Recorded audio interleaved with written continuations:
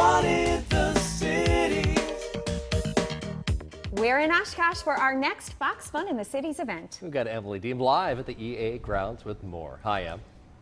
Good morning, Ange and Doug. Hi, everybody. So EAA AirVenture kicks off tomorrow. It's going to be really an exciting time for aviation enthusiasts to come out here.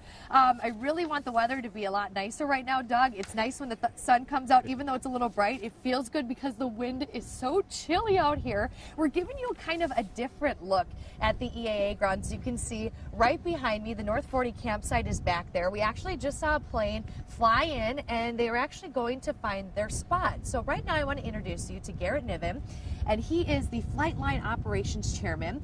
So why don't you tell me about the area that we're in, kind of like giving people behind the scenes of how hard you and your volunteers have to work for this event. So right now, just explain to everybody where we're at and what goes on here.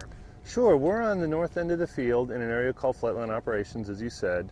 We're a volunteer group that parks all the airplanes in the non-show plane areas, which extends from here almost a mile that way, and then from the other side of the runway, probably about 1.5 miles from one end to the other.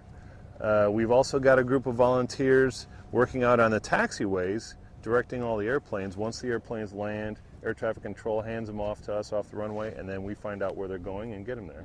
There's another thing too. We see the cadets that are over there. They're actually recording something. Can you tell me about what they're doing? Yes, ma'am. That's the Civil Air Patrol. They've got about 150 of them volunteering with us this year. These young men are on a task where they record the registration numbers and the type of every aircraft that comes in. And that way, when an airplane is overdue or missing and we have to go into search and rescue mode, the first place we'll go is to check in with them and see if he's arrived. I mean, you're always in constant communication with everyone, right? You want to make sure this is a safe, fun event for everybody.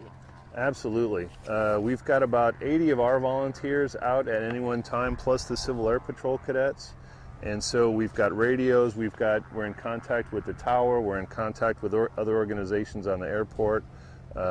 Constant communication to make sure everything works, because we're only a part of the operation. It's a very large airport with a lot of planes and people. And we can see, you know, a lot of planes have already flown in, but this afternoon is going to be really busy for you, right? It should be very, very busy. Tomorrow the convention starts. Today would be the day that most people would be arriving. We had 4 mass arrivals come in yesterday, which is where large groups fly in together. A lot of people stay away to avoid that because that's just kind of a mess to arrive in the middle of that. So we're expecting they'll be arriving today and filling up the airport. Garrett, thank you so much for giving us kind of a behind-the-scenes look. Really interesting to see all of the work that goes into it. And you're going to want to watch tomorrow, too. I'm going to be back out here again. There is so much to see. I mean, just look at it. This area is going to be filled. We're going to have a lot of stuff for you tomorrow, and even on Tuesday I'll be back. But if you want to schedule events, go to our website. Tickets are still available, too. We'll send it back to you. All right, always a big time of the year. Weather a little challenging for landing today, but tomorrow for spectators is going to be awesome. Oh, good. That's a good note. Yeah. Good note. All right, thanks, Sam.